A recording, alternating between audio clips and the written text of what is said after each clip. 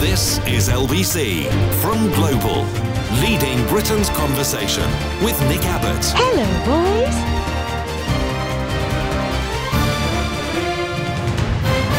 Well, let's get back to it. A plume of warm air is set to bring a widespread sunshine for the Jubilee Bank holiday, providing a boost for street parties and outdoor events. Street parties with bunting. Groovy. And refreshments. Booze. Forecasters predict plenty of dry weather with sunny spells, and it will feel warm in the sunshine. Temperatures are likely to reach the low 20s Celsius at best. Damn it! Oh. But worse than that, there's a chance of some unsettled showery conditions developing from some parts of the UK, and I bet I know which parts. Checking while you wait.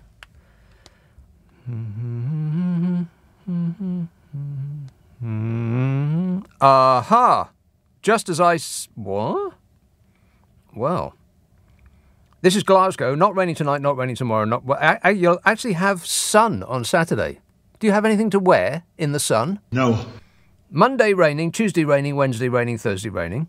But then not raining on next Friday, Saturday, Sunday, Monday, Tuesday, Wednesday and Thursday. But there is complete grey skies. I don't know whether you can say the word... I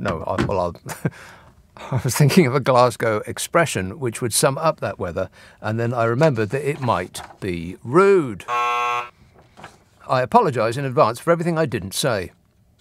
Meteorological Office spokesmodel Richard said the forecast for the Jubilee weekend is itself still subject to quite a bit of uncertainty. He said, the warm plume air is on the continent to the southeast of the UK, and there is an area of a low pressure moving north from the Bay of Biscay, and the mixing of the two is what could cause showers. Educational, this show, no? No. It looks as though we might have a west-east split, says Meteorological Office spokesmodel Richard. Drier conditions in the west, with the east and the north receiving slightly showery weather, and nowhere being above the very low 20s Celsius, whatever that is. But before the Jubilee, a northerly airflow is set to bring a string of chilly, cloudy and showery days for the end of May. Why is this happening to me? Tomorrow, many areas are set to be quite cloudy with showers. Temperatures are set, which is the exact opposite of our sparkling newsreader. She told us an untruth. Liar! Tomorrow, many areas set to be quite cloudy with showers. Temperatures set to dip over the coming days, reaching highs of just 16 Celsius. No, 16 Celsius. Damn it! In Newcastle upon Tyne, only 11 Celsius is expected to be the maximum figure on Monday, colder than the capital of Iceland, wherever that is. The cold air at the start of the coming week means the warm plume could only have the effect of returning temperatures to about the average of June, about 19°C. Met Office Deputy Chief Meteorologist Dan said a warm plume of air could return temperatures to around average for the time of year, but could also bring showers on Thursday and Friday. So there will be damp bunting and sodden crumpets all round. Oh, no. Saturday, fine, dry, sunny, warm, light winds, except in the east, which will be cooler with showers. Where's the rest of it? Oh, no. Oh, no. I've lost the rest of the weather. One moment, please. I'm blaming my producer. He's an idiot. Hang on a minute. I've probably stapled it to something else. I'll find it later. Oh, that's very disappointing. I'm very disappointed. I'm not angry. I'm just disappointed. That's all. Oh. Well, you'll never know. I've got the full forecast for the next 4 weeks as well. Well, hang on. This is not good enough. This is very unprofessional. I've sent it to myself, so I'll go into my own emails, and I've got a little scheme. Here we go. I'll download it onto my device. Almost done. There you go. One moment. Oh, here we go. I found it. Saturday, fine, dry, warm, light winds except in the east, which will be cooler with showers. Yeah, we know that. Sunday to Tuesday, cold, cloudy, showery. Would you like to hear the long-range forecast? No. Right, this is till the 9th of June.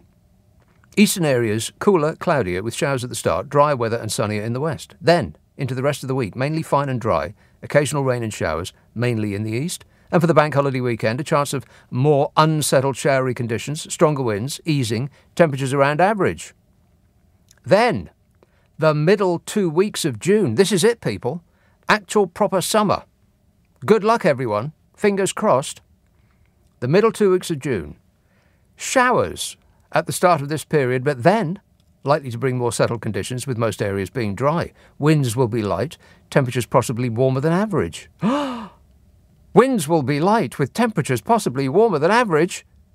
We'll take it. 0345 6060 973.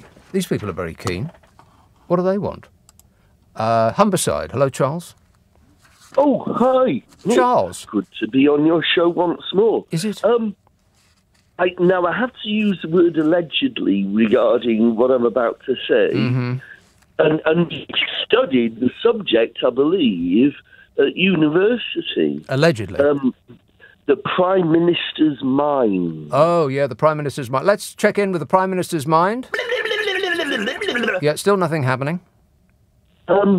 See, I've come to the conclusion, allegedly, that frankly, Alexander de Pfeffel Johnson, the Prime Minister, Yes. he's a weirdo. He's a shower. Let's not beat around the bush.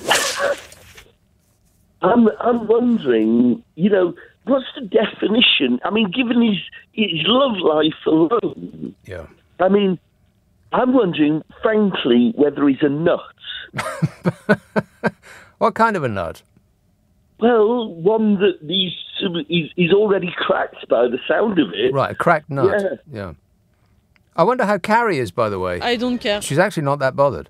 She sounds exactly like Melania if you don't pay close attention. They're almost identical.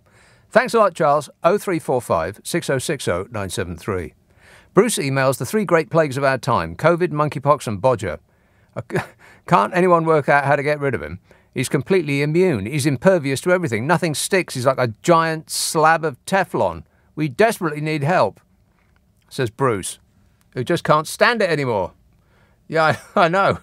I feel that emotion. I think Donald Trump is clearly out of his mind. That didn't really make any sense in this context, but never mind. Nothing will over the next 2 hours and a bit. Don't you worry about that. It's not about to make more sense. Trust me, I've been here before. Doncaster. Hello, Martin. Hi, Omni. Yeah, I'm just ringing about, just to let you know I've not been bought or bribed by the Chancellor with the cost of living. Haven't you? Not like Tory MPs. It makes you laugh, Nick. The Chancellor's worth 750 million. Mm-hmm. He gets a 400 quid. I live in a caravan and I don't get it. Yeah, I mean, I don't get the 400 quid because I'm not on the national grid. And you know what annoys me? Like you were speaking earlier about the ministerial code that they can't be sad. They were like Nadine Dorries yesterday. She's looking into the BBC for impartiality. What about the Daily Mail and Express? It just makes you sick. Yeah, they're interested in free speech, but only the free speech that they agree with, which is not free, really, by definition. It's sickening. It's like me today. I've rung my MP. I've rung the Sinners Advice to see whether there's any way we can get around that to get that £400 like. Mm-hmm. I mean, that's a matter of us getting through winter or not, and I just don't think we'll get it. Yeah, I mean, right. Any response? No, none of them. Of course not. None of them. No, that's exactly what you would expect. Yeah, they're working hard on your behalf, Martin. Don't you worry about that. All right, thanks a lot, mate. People are really, really annoyed with good reason. That Sue Gray thing was released. I had come to the conclusion that Sue Gray did not actually exist. That she was a phantom of a figment of our imagination. That she would just float among us like one of them ghosts in Scooby-Doo. Senior civil servant Sue Gray released a report into the gatherings which took place in Downing Street from 2020 to 2021, including a business meeting the night before the Chuki Embra's funeral. 37-page verdict named a slew of senior figures responsible for a lockdown flouting culture in Whitehall, as well as releasing 9 photographs. Candid snaps. Were you in any of them at all, Bodger? Can you recall? I can't comment on that. That sounds like a yes. Sue Gray's report said, I found that some staff had witnessed or been subject to behaviours at work which they had felt concerned about but at times felt unable to raise properly. I was made aware of multiple examples of a lack of respect and poor treatment of security and cleaning staff. Like Aretha Franklin sang, RPSETCT. Respect.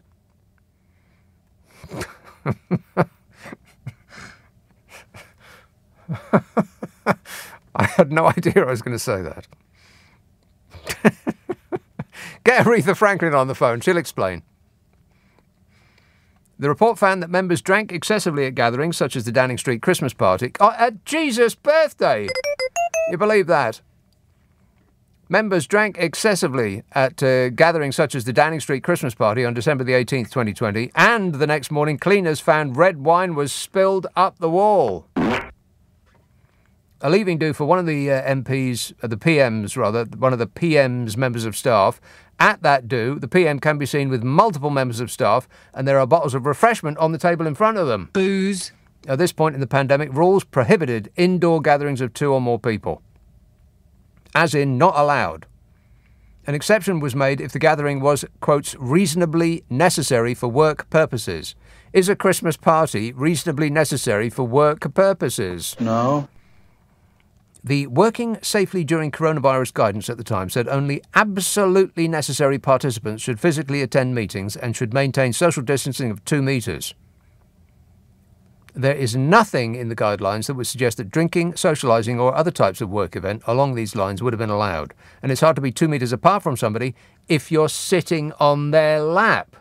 Bodge. An inside official at Number 10 said they regularly came into work to find a mess.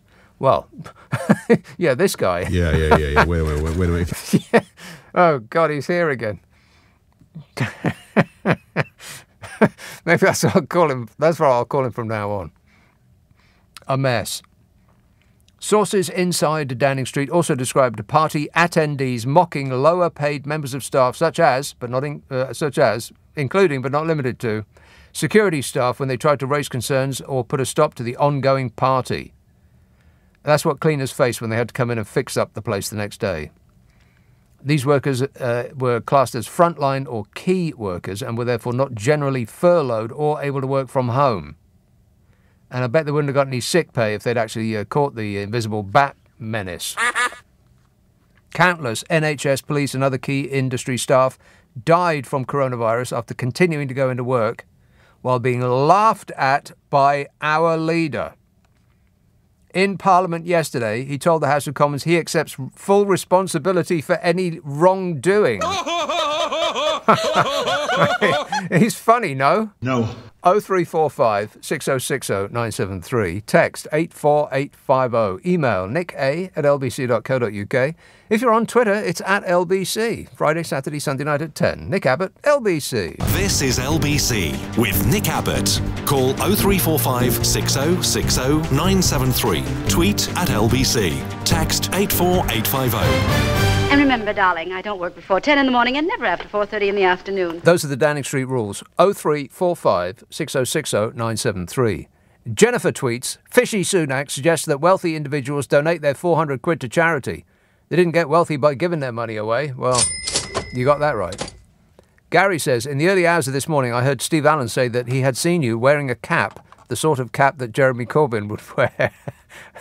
The sort of cap that Jeremy Corbyn would wear. What, a red one, you mean? What has Steve Allen been doing rooting around my wardrobe? Come on, get out of the wardrobe, Steve. Darryl texts, you're clearly in favour of the windfall tax, which is essentially stealing from the rich to give to the poor, just like Robin Hood. No, it's not. It's the opposite of that. He says, but I'll have you know that Robin Hood was in fact an outlaw and it was the sheriff and his men that were the real good guys. You should learn your history, mate, says Darryl. I will not learn my history. I can't stand history. Boring. But names and dates, it's just a memory test. Can't stand it. But as far as I am aware, Robin Hood was the good guy, or at least he was when, what's his name was playing him? You know, that bloke out of the thing. Alan Rickman was in it. Had a witch that got like a stake through her area. You know, the bloke from the thing. What's his name? Kevin Costner. Is the right answer. Kevin Costner. Kevin Costner wouldn't play a baddie. And it is the opposite of that. It's not stealing from the rich to give to the poor. Where's the money going? Just think of this. Where is that money going? I mean, people who are being presented with a $3,000 fuel bill, they're not going to be out there spending their £400 bonus, which is our money. He's giving our money to us in order to distract us from Bodger's various travails. That money is going to go straight to the energy giants, from whom some of it is being taken. So they're not losing out at all. People will use that 400 quid to pay their fuel bill, so it's completely circular. He's taking from the energy companies for us to give back to the energy companies. That's where the money's going to end up, in the pockets of the executives of big energy companies. Share buybacks, bonuses, all of that stuff. That's where it's all going to go. And it will improve our ability to pay their bills, which are extortionate and profiteering. He isn't doing us a favour. It's pretend money. I mean, we might as well have to pay it back. It doesn't make any difference. And let me predict the future. Those companies will increase their prices to completely cover the amount that Fishy Sunak is supposedly taking from them. So it will amount to zero for us. We get nothing. Jane says, please don't talk about the jubilee. Well, there's nothing much to talk about so far. I mean, some bunting has gone up. It's going to look pretty sad by this time next week. It looks pretty sad at the moment, all that bunting. It's not made from the best materials, is it? It probably doesn't have a good, like a long shelf life. It's supposed to go up and then come down in a day. Otherwise, it just gets a bit like tattered. You don't want tattered bunting on Her Majesty's jubilee. Edward texts, I expect Boris thought the year 2020 printed on the wine bottles meant the expiration date instead of the year of vintage, so he got his team to polish them off to avoid waste. There's an excuse he hasn't thought of to date. Doing us a favour to avoid waste. Appreciate it, Bodge. Thank you. Tottenham. Tom. Hi. Tom. I'm sorry about all my swearing on the radio last week. And I was thinking about those people drinking. Well, that's got nothing to do with it. It's not illegal drinking. No. Not yet. Is that it? Great call, Tom. What's swearing? I mean, if the first thing you say is sorry about all the swearing, I'm thinking... Warning, warning! Yeah, my finger is hovering over the dump button. But fortunately, he dumped himself. It's a dream come true. Tim says, did you know that if aliens happened to land in central London, they would all be sent to Rwanda? Hey, you know, the latest immigrant numbers are in. Those of a Brexit persuasion should avert their ears now. Home Office figures show more than 1 million foreigners were offered visas to live in the UK over the last year, the highest figure on record. What? Highest. How's that Brexit promise about fewer foreigners working out, by the way? Fabulous. The UK granted, get this, sit down, grip onto something firm, 994,951 visas in the 12 months to March 2022. Almost 1 million. up by more than a third compared with a couple of years before. The numbers were driven by a rise in students and migrants. There are also 113 visas given to Hong Kongers, which I can never get used to. That's what they're called. It sounds like a racial slur, doesn't it? Hong Kongers. Are you actually allowed to say that? No. 113,000 visas given to Hong Kongers, and the UK granted asylum to 15,000 people over the year, taking the number given long-term residency in the UK to the highest since 2005, when records began. Net immigration hit 239,000 in the 12 months to June from the EU. It's almost as though the Leaver Brigade were lying to you when they said fewer foreigners. Are you beginning to feel like you've been had yet? No.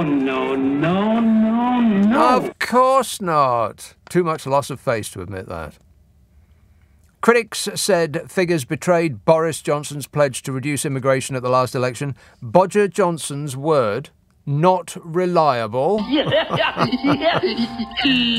Surely some mistake. Alp Mehmet, chairman of the Migration Watch UK, said, "These astonishing figures show around 1 million overseas nationals being granted entry to live in the UK. Such a huge number of arrivals can only add to strains on housing and services, put further pressure on schools and the NHS, and worsen our congesting woes." Well, you could say that about the Conservative Party. The Conservative Party only adds strains on housing and services, put further pressure on schools and the NHS, and worsen our congestion woes. Yeah, it works both ways. He says, no wonder those who voted for the government believing immigration would be controlled and reduced feel betrayed. Are you beginning to feel betrayed? Think about it.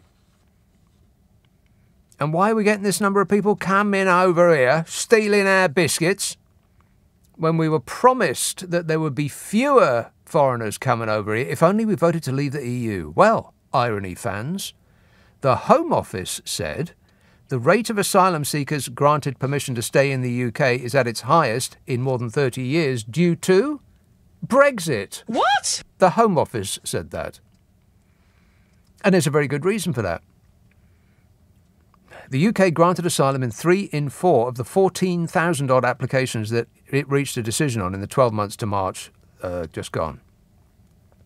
The rate is higher than previous years, as 2021 was the first in which Britain was no longer bound by the European Union's Dublin Agreement, which allowed the UK to reject claims on the basis that applicants should claim asylum in other European countries they passed through before coming to the UK.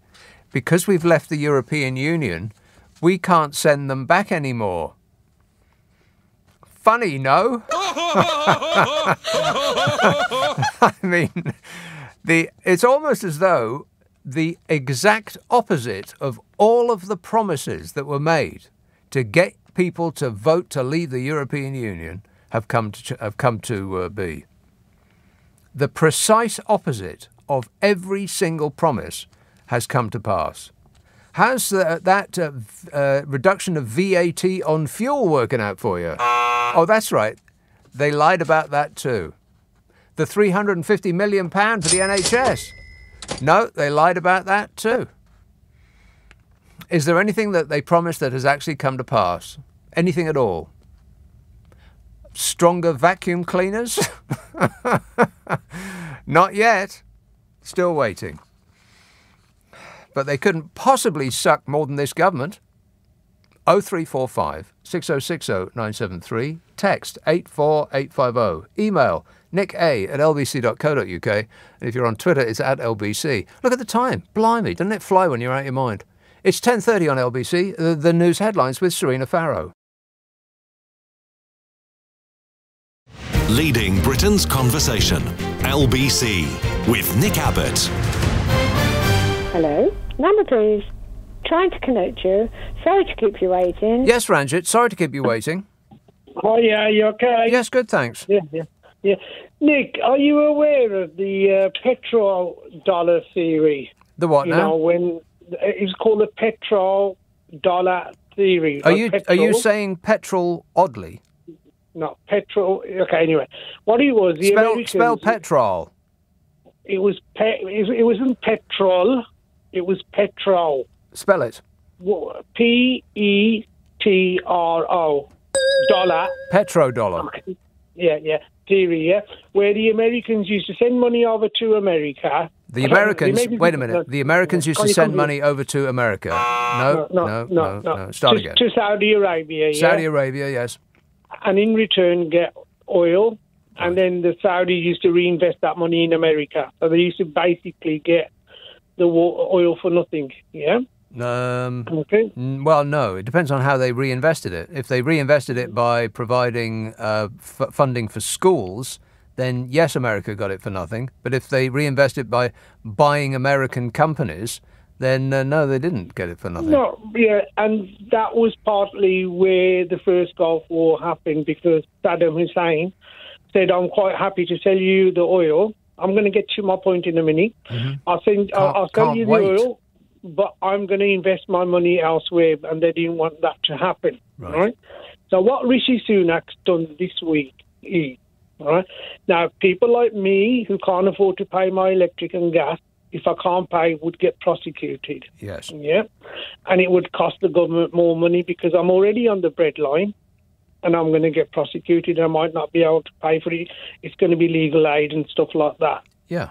So what he's done, he's taken the money off from these rich companies, right? Give it to people like myself. Yes. So I can pay my bills. Right. So they're back to square one, right? I believe that just before the news I said all this. You did, yeah. And so my message to Rishi Sunak is, right? Yeah, so here it is in a different accent. Go ahead. Yeah, don't pee on my back and tell me it's raining, because they're taking the mickey out of us. Maybe it's raining, Ranjit. No, it isn't raining. It's sunshine, yeah? Is it? Okay. And when somebody asks them a question, why are you, peeing on me from a great height? They say, go and get yourself an umbrella. Yeah, they'll say it's trickle-down economics. Yeah. All right. Thanks a lot, Ranjit. Thanks for your excruciatingly detailed explanation. Bell says, are you aware there's a killer amongst the LBC presenters? I was shocked, says Bell, to hear that Steve Allen had flattened a poor squirrel on Monday. He should be now known as Steve the Squirrel Slayer. Oh, poor little squirrel. Why'd you want to do that? I mean, did he torture it before flattening it, or did he just go straight for the kill? Get Steve Allen on the phone straight away. He's got a lot of explaining to do. Well, wake him up. Rona text, Steve Allen mentioned this morning... God. We've had 3 Steve Allen things already. You people are obsessed. Stop listening to Steve Allen. And that is the official position of LBC. Rona says, Steve Allen mentioned this morning that he'd seen you wearing an unusual hat and called you a remnant from Stalin's army, a reject from Dr. Zhivago. I think someone said the hat was more Corbyn than Sharif. I know a good lawyer if that's any help, says Rona. I think you need a good therapist, Rona. I don't have a hat that fits that description. I think Steve Allen should maybe cut down on the refreshments. Booze. Just saying. So I was about halfway through this immigrant story. People of a Brexit persuasion need to put their fingers in their ears and hum loudly for about a minute. The UK granted asylum in 3 in 4 of the 14,603 applications that it reached a decision on in the 12 months to last March. The rate is higher than previous years because, and I know I've said this already, but it's worth underlining, because when Britain left the European Union, we were no longer bound by the EU's Dublin Agreement, which allowed the UK to reject the claims on the basis that applicants should claim asylum in other European countries they passed through before coming to the UK. When we're in the EU, we could send them back to France. Push them back out to sea. Let them drown. But now we're not in the UK. France is saying, nothing to do with it. They do that French thing where they shrug the shoulders and go, I don't care. Brexit has brought you this. Isn't it great? How about that? More asylum seekers because of Brexit, not fewer. It makes you wonder what a certain dinghy spotter would say about that. I'm a nutcase. And one of those, who make it here, the 75% grant rate is the highest since 1990, when 82% of asylum seekers were given the right to stay. That's according to Home Office data. And you hear the mood music coming from Pretty Patel. Yeah, that's her. You hear the mood music and it's like, oh yeah, we're going to crack right down on them. Going to be really, really mean and cruel. That's the public face. In private, it's, yeah, come in. Asylum was granted to 98% of Syrians, 97% of Eritreans, 95% of Sudanese, 91% of Afghans, 88% of Iranians over the 12-month period. Overall asylum applications, 55,146 in the 12 months to March. There's 110,000 people in the asylum backlog, which is also a record. And more than 9,000 migrants have arrived in small boats this year, triple the number this time last year. The reality is the precise opposite of what you're being told. Liar! It's almost like we're being led by liars.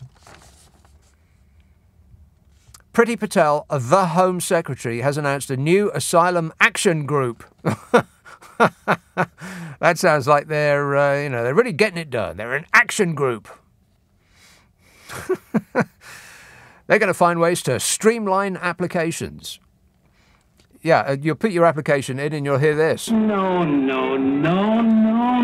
As they push you back out to sea. Streamline applications. They'll streamline the process of saying, yes, come in reality, while going on the news and saying, no, get out.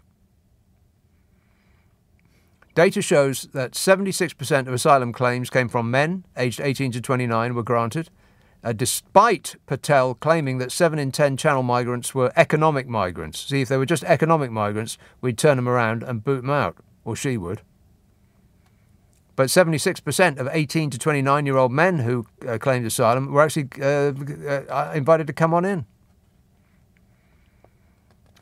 She said 7 in 10 Channel migrants were economic migrants. I mean, she wouldn't lie about a thing like that, would she?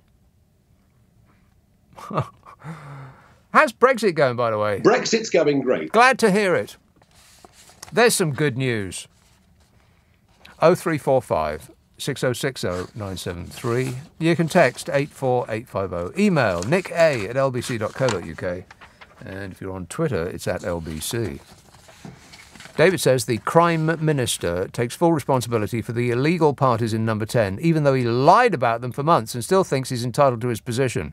Taking back control's worked out really well.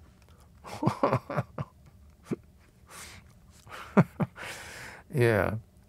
Not so far. Not so far.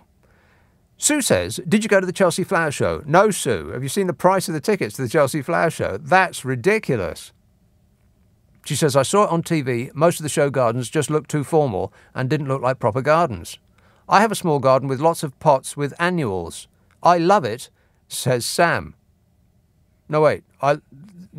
Sam is the next one. Sue is the one that just... Not that it really makes any difference one way or the other. You don't know either Sue or Sam. Who cares? But, just to be clear, that was Sue. You know Sue? Oh, she is great. She's got a small garden with lots of pots and annuals. Have you heard? Sam says, I couldn't think of anything worse than a street party with a load of royalists. It's a no from me. Oh. But, you know, Her Majesty. I don't have any strong feelings about her in particular, one way or the other, but it just does seem properly weird that in, what year is it? He says, looking at the bottom right-hand corner of his computer screen, just to check, 2022.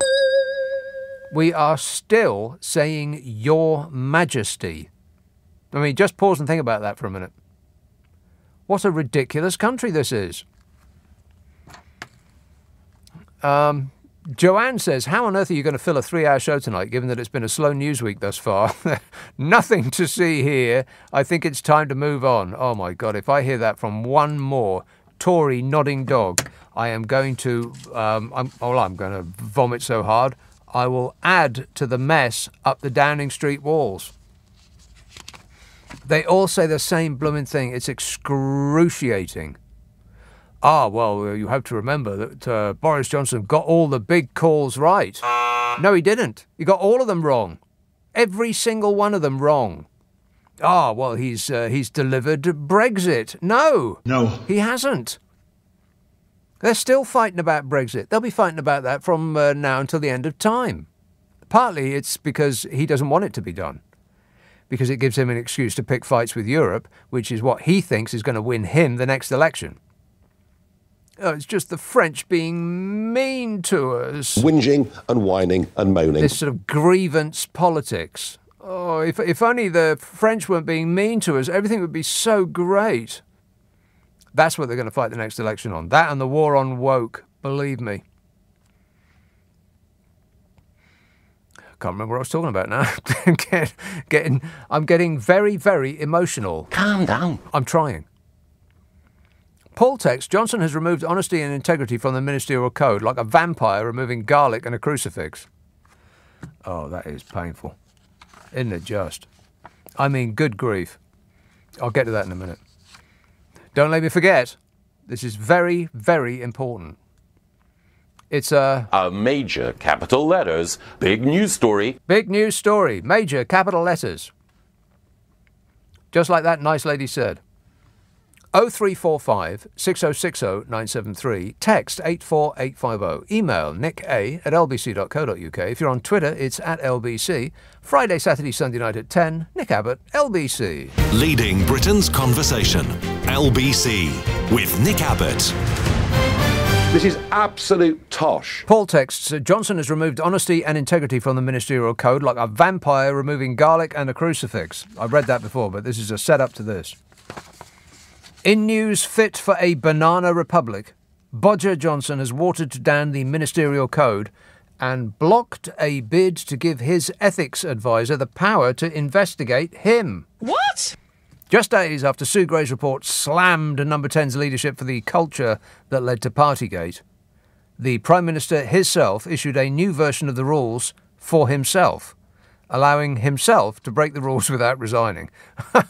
Isn't that totally Tory? Yes. And he dismissed calls from his ethics advisor, Lord Gate, who had asked for the power to launch investigations into behaviour independently in the wake of the Downing Street flat row. God, that was so long ago. So many scandals have passed by since then. Can you remember the Downing Street flat row? No. Yeah, the whole wallpaper thing. Was it the wallpaper thing, or was it the £30,000 worth of free lunch delivered by a butler thing? Or was it him spilling white wine over the white sofa thing? Or was it him having a row with his current wife that was so loud the police were called? I can't remember. You just get lost in the fog of misdemeanours, which I think is the intention. In fact, he said that out loud, didn't he? That famous clip of him from years ago telling us his plan for ruling, which was exactly like a certain orange nightmare in the States. Oh, shut up! Just throw an enormous amount of distraction out the window. Just keep saying awful things. Donald Trump is not a nice person. And people will be too busy trying to concentrate on one thing, and they'll miss the 20 other appalling things that you've just done, because they're either trying to correct what you just said that's a lie, or trying to deal with some scandal that you just dropped casually, as though it was the thing that you bought your chips wrapped in. I must not get so wound up. Calm down.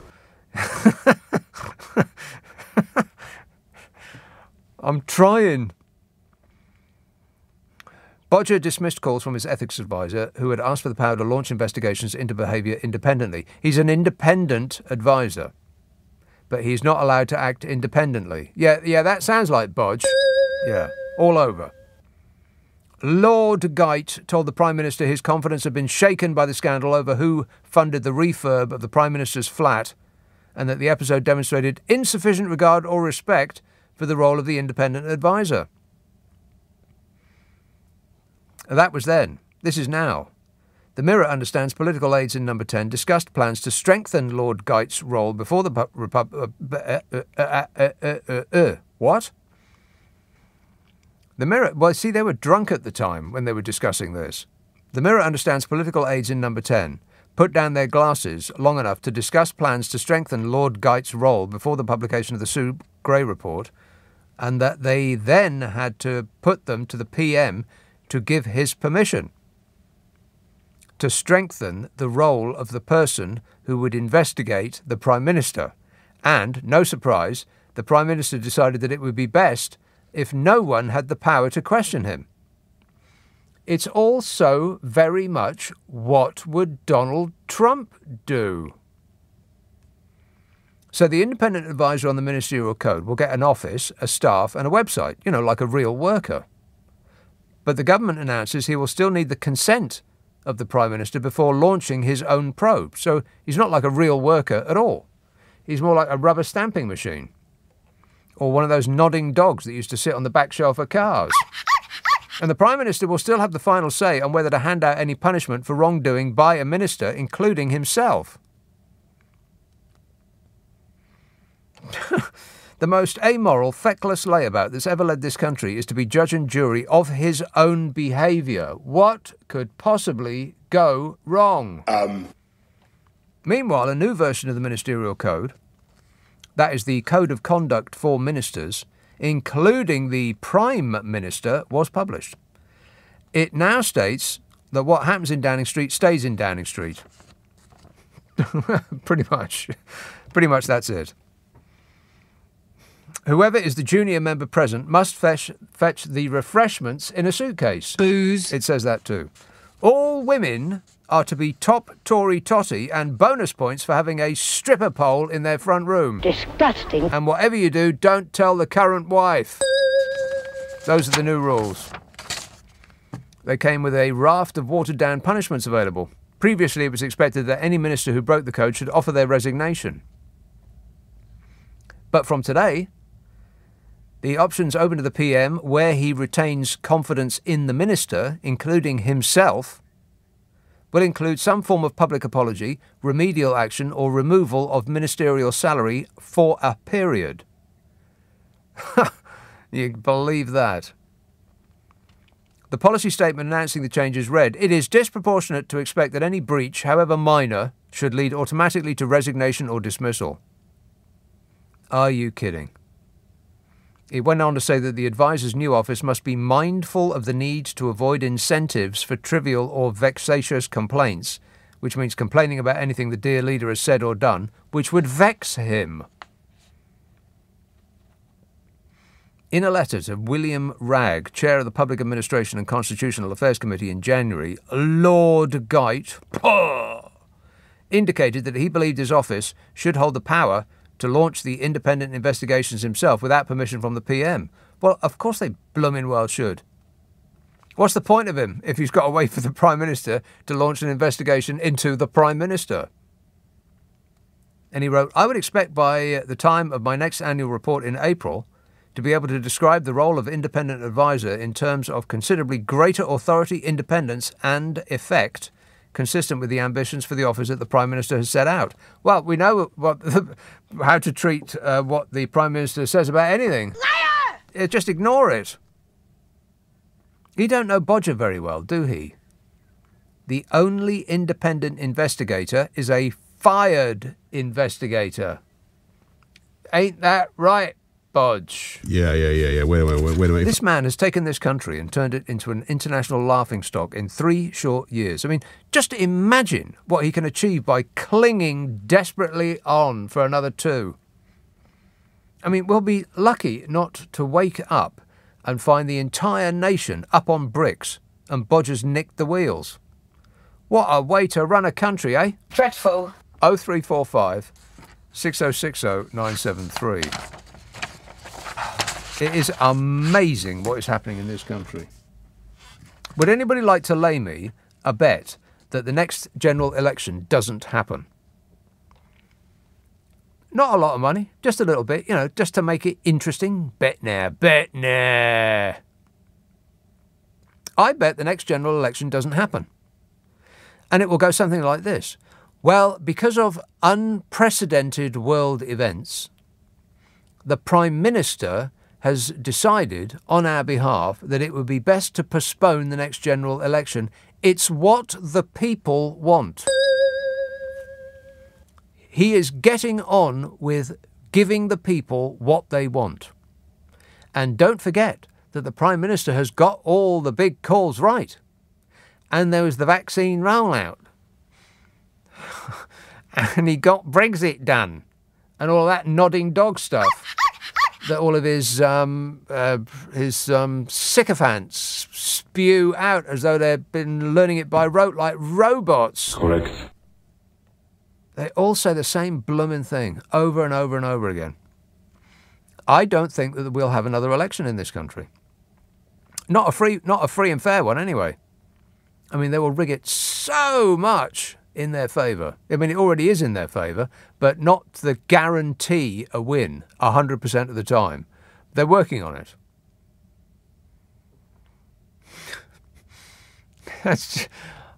I mean, every day you wake up and you think, oh God, what now? It used to be that when Donald Trump was around, but I think the current incumbent of number 10 has filled his enormous void. Oh, shut up! Huge. Still, never mind, it's just life. 0345 6060 973. Text 84850. Email nica@lbc.co.uk. And if you're on Twitter, it's @LBC. Friday, Saturday, Sunday night at 10, Nick Abbott, LBC.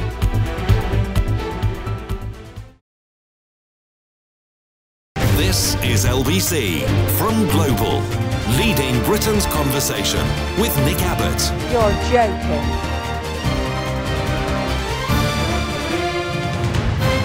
So they opened their big mouths and out came talk.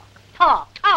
The oil giants are whining now. The giant multinational fuel companies are whining now because we're taking a little bit of their money in order to pay them back. All of the people that wouldn't have been able to pay their electricity and their gas bills, now they will be able to pay that £400 that they didn't have before directly to the energy companies that are supposedly giving up that money. So they lose nothing. They can actually plan more precisely their future because they'll know exactly how much money they've got coming in, because at the moment they can't be totally sure about how many people will just go into fuel poverty and they won't be able to pay their bills. But now the government is making it such that we will be able to pay our bills. All of the money that's coming from the energy giants will go straight back to the energy giants. They've lost nothing and still they're complaining. And their complaint is that they won't be able to do us a favour, right, by investing in the North Sea, all that fresh, delicious oil. Well, they know, as well as I do and you do, that the oil in the North Sea is running out. They stopped sucking it out of there because it was economically not worth their while. And now that the prices of oil have gone up, they're thinking, well, yeah, maybe, okay then. It takes about a decade to identify a new oil field out there and to get the infrastructure in place to pull that stuff out of the ground. Even if there's an oil rig already there that's been decommissioned, it takes years and years and years. So don't believe a word of it, because just before this happened, you will remember that one of the big giants, they said, yeah, no, we're not actually that bothered about a windfall. And our future plans wouldn't change one way or the other either way. Well, of course they wouldn't. That's the clue is in the name. It's a windfall. They weren't expecting this money. A company that size, which is in that business, will plan ahead for decades. They had no idea this money was coming. They're not going to up sticks and leave because they're being taxed on money they didn't know they were going to get. They're not going to change any future plans because those plans are not based on this money, it being a windfall. Don't believe a word.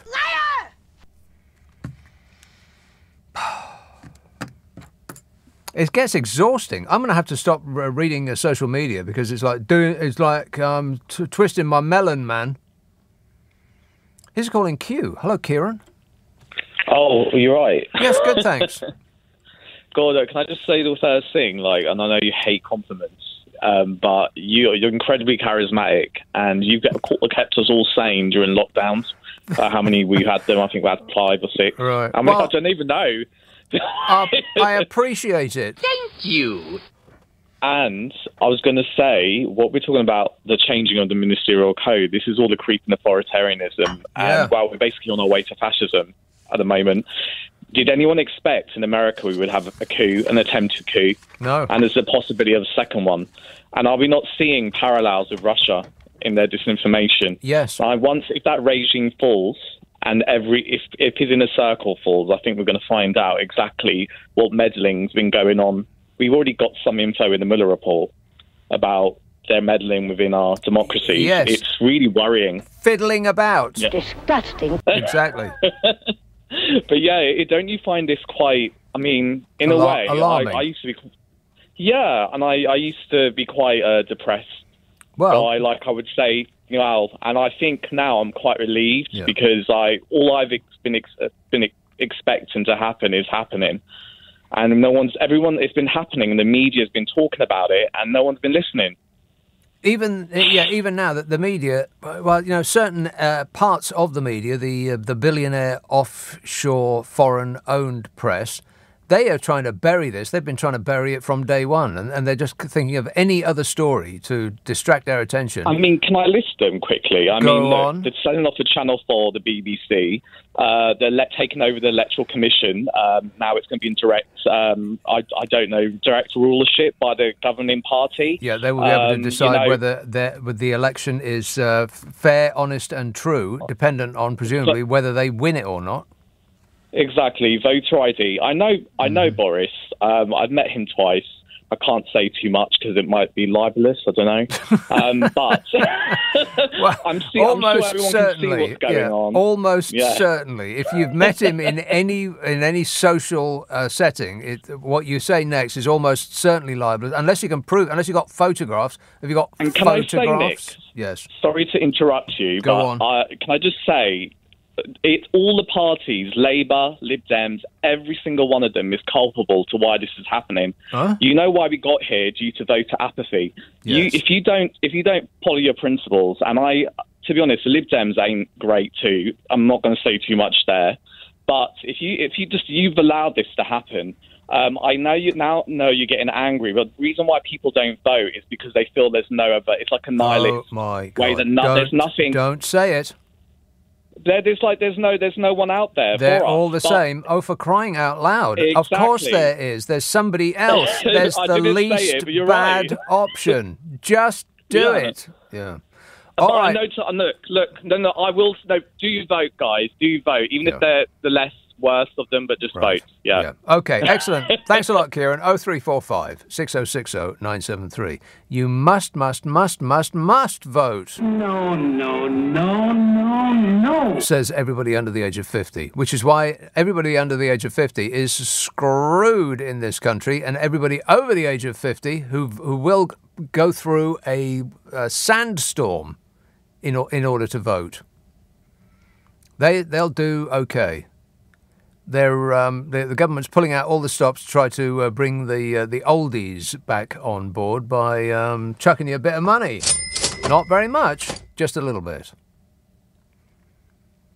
Dangling it in front of you, promising that there's more where that came from. Patrick texts, I'm a London bus driver. If I'm having a bad day at work, I'll look in the mirror while driving and mutter to myself, you're all idiots, aren't you? And then tap the brakes twice so they all nod. Huh. Okay. Now, are you one of those bus drivers, Patrick, that likes to think that he's... right. See, now, my immediate reference is Sterling Moss, which even for me is old. But people are going to be, who's Sterling Moss, Grandad? Grandad? Why, you little... what's the name of that bloke with a nose ring? I don't know. You know, the bloke with the silly clothes. No. Yeah, that bloke with the silly clothes and he's got a nose ring, drives a fast car. No. The bloke with the silly clothes and the nose ring, he drives a fast car and went to spend more time with his money in Monaco. No. Oh, come on. He usually wins, but it's mostly the car, because the car tends to win a lot, regardless of who's driving. What, old Lewis? Yeah, Lewis. Hamilton. Lewis Hamilton is the right answer. Blimey, took a long time. I could have won a Formula One race in the amount of time that it took us to come up with his name. I've forgotten. It's taken so long. I've forgotten what I was talking about. What was I talking about? Oh yeah, the London bus driver, Patrick. Sorry about that. I do apologise. That was unpleasant. In fact, it was awful. Disgusting. If you are one of those drivers, Patrick, those London bus drivers that charges away from a stop like Lewis Bloomin' Hamilton, so that old dears with their shopping are sent and careening down the aisle, oranges and satsumas going here, there and everywhere, then you need to take a good long look at yourself. I'm going to send you a mirror in the post. Anne says, it wasn't until I watched The Princess Bride for the first time in 20 years the other day, I realised how much of your soundboard was borrowed from it. Yeah. I'm just trying to remember which bits came from that. Is anything on here from that? The Princess Bride. It is a superb film. If you haven't seen The Princess Bride, you should absolutely do it. Absolutely. Absolutely. That's not from there. Which bits are from that then? I mean, I could have had inconceivable, but I don't. I've got no idea. I would have... Oh, I know. Yeah, I know. Just the one, though, surely. Which usually comes up every time Bodger's name enters the fray. Let's have a call from Lewisham. Hello, Jane. Oh, Jane. Jane. Is there a Jane there? Hello, Nick. Hello, Jane. Your mate Bodge, right? Mm-hmm. Do you think he's lying? Yes. And he's and he's really a Remainer. Well, he always his opinion changed according to the direction of the wind and which direction he thought would reflect well on him personally. But I think he's really a Remainer, and that's why he's bodging up the country.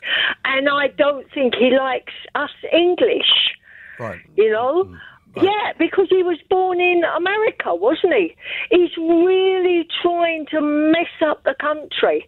And that Chancellor that he's got... I can't believe I'm about to say this, but if that's true, Boris Johnson is doing an excellent job.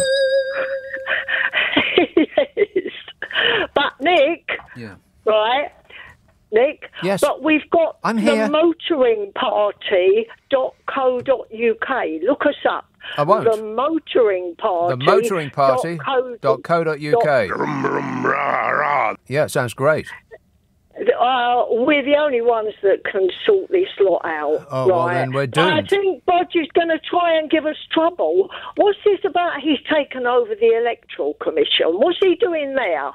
Whatever Donald Trump would do. In any given moment, just think, what would Donald Trump do? And that's what Bodger does. I don't think he's following Trump. I think he's following Xi Jinping, and he wants this country communist. Right, as you said, it's worse Nick. than I thought. Communist, you say? Yeah, he wants his country communist. Right? In what way? I don't know whether to actually pursue this or not. And my mind is saying no. It's saying no. Don't go there. It's saying no. Don't go there, Nick. It ain't worth it. But okay then. I can't help myself. What do you mean, communist? Well, because you said it. You said he's not going to allow. What's the betting that he doesn't allow a next election? Right, that's not well, communism. That's communist. It is communist. I'm afraid it's not, though, Jane. I tell you what, the only hope is the motoringparty.co.uk. That's what I heard, the motoring party. I can't wait not to look that website up. Thanks a lot, Jane. 0345 6060 973. Hey, I do a podcast called The Nick Abbot Habit. I think you'll love it. It's clips of old shows. It's a half an hour long. I take the funny bits out of old shows and I squeeze them into a half-hour podcast. Comes out on Monday. And the most recent one is clips from about 2 years ago. Now, 2 years ago, we were just on the foothills of the disaster that was the mad bat disease. And we weren't really talking about it very much. We'd heard a bit about it, and people who, like alarmists, were freaking out. But the rest of the country was like, meh, we don't care. It's pretty weird listening to those old shows, knowing now what we have subsequently went through, how casual and relaxed we were about it. So there's a mention of it, but we don't go into it a lot. It's like, don't worry about it. It's not all, it's not heavy-duty news about the mad bat disease. It's mostly, the last one is about the bathroom ballet. That is the contortions that a person has to go through in order not to touch anything in the bathroom. The public bathroom, like not your own bathroom, because that would be just properly weird. I mean a bathroom where members of the public go. Disgusting. And I do mean go. There's other stuff in there as well. It's not all bathroom related, but I think you'll find it amusing. It'll be right up your alley if you want to laugh. And it's called the Nick Abbot Habit. It's one of the 3 podcasts that I do. Just do an internet search of my name, Nick Abbot Podcasts, and all 3 will become clear as though by magic. It's on Global Player. If you haven't got Global Player, then you should absolutely squirt that up your life. It's available for Android and Apple, a Global Player. It's got all the radio stations we do and a boatload of podcasts as well. It's enough to keep you entertained from now until the rest of your life, which should be, I don't know, this time next Friday. 0345 6060 973. Friday, Saturday, Sunday night at 10. Nick Abbott, LBC. Nick Abbott on LBC. Shut up. I can't. Graham texts, have you seen the Nadine Dorries rap? It's dope, says Graham. Yeah, I have. Just when you thought it couldn't get any worse, it did. I mean, words fail me. They actually do. I saw it and I assumed that it was something that somebody, initially, after about the first 15 seconds, I thought, this is something that somebody else has put together. But no, it's worse than that. Kenny texts, the bunting is up, can't wait to eat cake and jelly in the middle of the road. Bring on the jubbly. Yeah, that doesn't sound too appetising, does it? Do you want to eat cake and jelly in the middle of the road? No. Not really. But thanks for asking. Yorkshire. Hello, Mike. Hi, Nick. Great show again. Thanks. Technical point that nobody's bringing up. When Fishy was giving his speech about the cost of living thing, he pointed out that he would give 91 pence in the pound of any tax paid back to the energy companies if they invested in a way that the government approved of. Well, just suppose that they do. That means he's going to borrow another $5 billion to fund his little scheme. Well, let's go ahead and assume that the government is going to approve of anything that the energy giants decide to do, including, but not limited to, giving all the money to themselves as a bonus for excellence in being them. Well, they'll get the money back through the bills, and well, of course. Then they'll get the tax back through Fishy if they invest as he requests. Yeah. But, I mean, that's weird. That will cost us, we'll borrow another $5 billion that we'll have to pay back of our own money. They're still doing that trickle-down economics thing, that Ronald Reagan, George Bush thing. Absolutely. Trickle-down economics. Give the money to the rich, and then the money will virtuously go through the economy to trickle down on the happy, upturned faces of the poor and the needy. Except it doesn't, does it? It goes abroad to sit on a computer screen in some office that's uninfested by human beings, that sits in a building that's completely empty, but has got 1,000 company plaques on the wall outside. Talking about abroad and money, did you hear Richard Drax respond when he said, "What you're doing, Sunak, is throwing red meat to the socialists"? From a man who still owns sugar plantations in Barbados. Oh, right. Yeah, that guy. I mean, absolutely unbelievable. But the main thing I rang in about was that this dead cat that Sunak's thrown here, they've developed the dead cat into a Russian doll dead cat, because the first thing is the overall thing that is going back with a windfall tax and everything. But the next layer of dead cat to me, and I think they've done this on purpose, is the 400 quid to everybody. Rich people, millionaires, everybody gets the 400 quid. And that, to me, was the next layer of dead cat, which would cause even more debate and keep the thing rolling along. And then you get the third layer of dead cat, which is the ministerial code thing that they've thrown out. So it's a massive three-layer dead cat. Yes, it's a swirling miasma of confusion, which is precisely the effect that they wanted. Yeah. Wait a minute. Yeah. All right. We'll go on Donald Trump quickly. You want to go about Donald Trump? Yeah. You want to talk about Donald Trump? Excuse me. Go ahead. He's going to speak at the NRA meeting in Texas. Right. Yeah. Now, I'm not predicting this, but it strikes me as a possibility that he'll set off with a full-blown, it's the right of every American to bear arms and everyone can buy guns as they want and all the rest of it. But he might throw in, because he reads the room, he's a nasty piece of work, but he does read the room. He might throw in at the end, but we will have to do enhanced checks on under 21s. No, that'll get this. That'll get that. In fact, people will be taking pot shots at him from the back of the room. I don't think so, because he knows he's got the dinglings absolutely on board. But if he throws that in, he will calculate, or may, that he will pull more of the electorate in, because if he's going for it next time round, if he says something like that, he can say, look, I realise these are tragedies and I'm appealing to the broad scale. And the man's not a lunatic. I got bad news for you, Mike.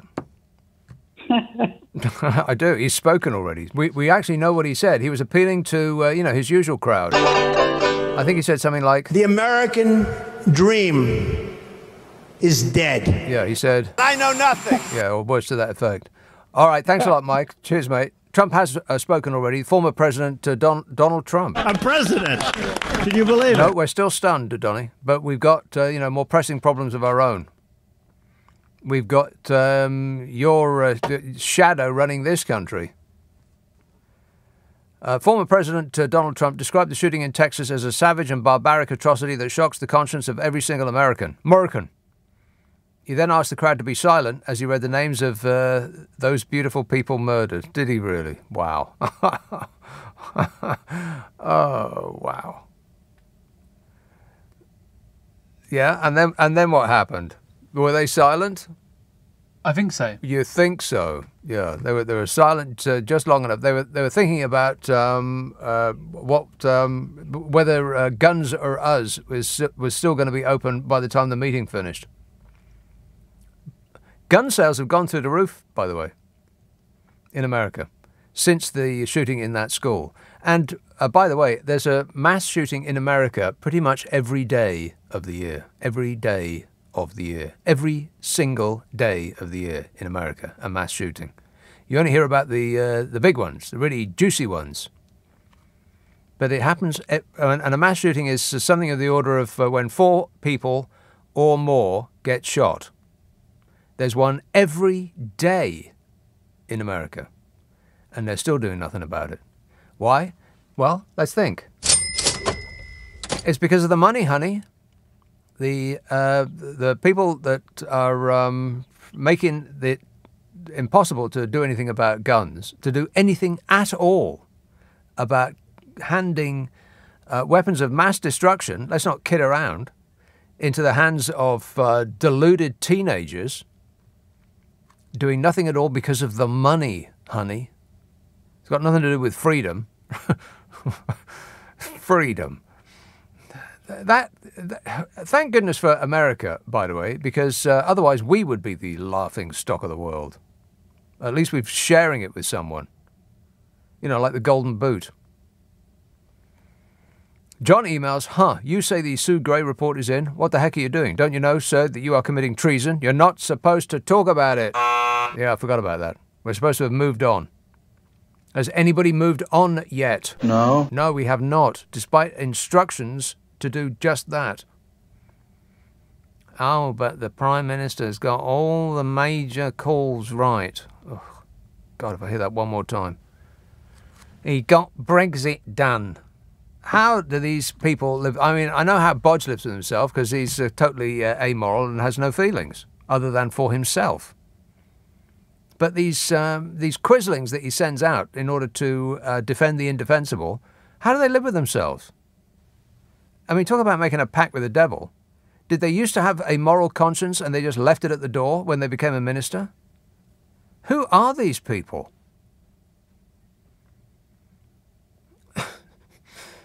It's like hell has had a takeover of this country.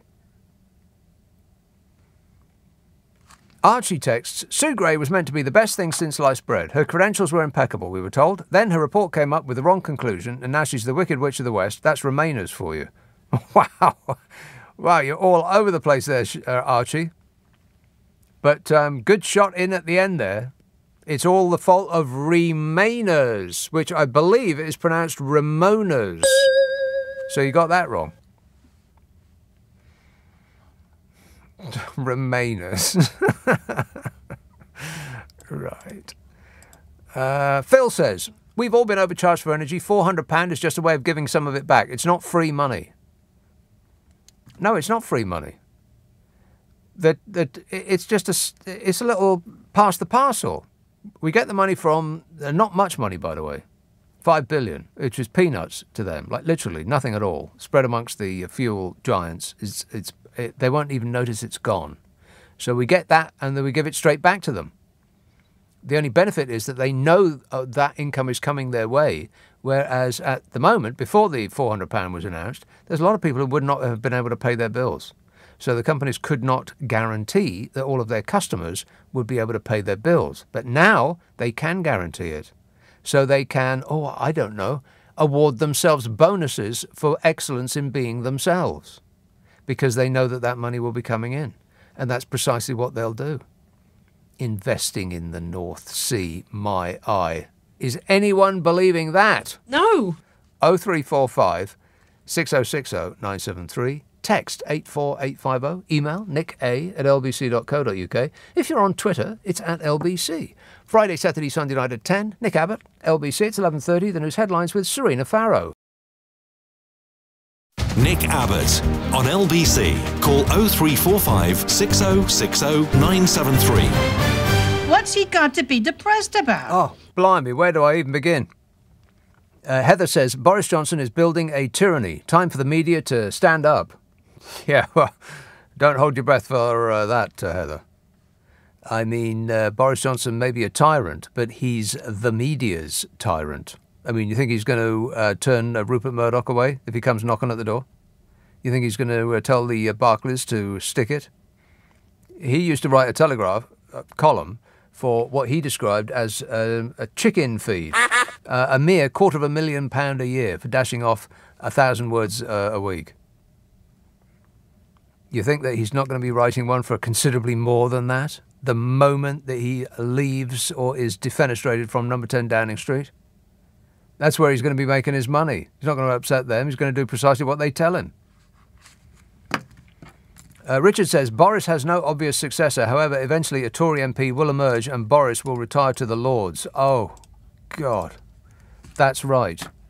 We'll never be rid of him. Oh, no. He'll always be there, following us around like a bad smell.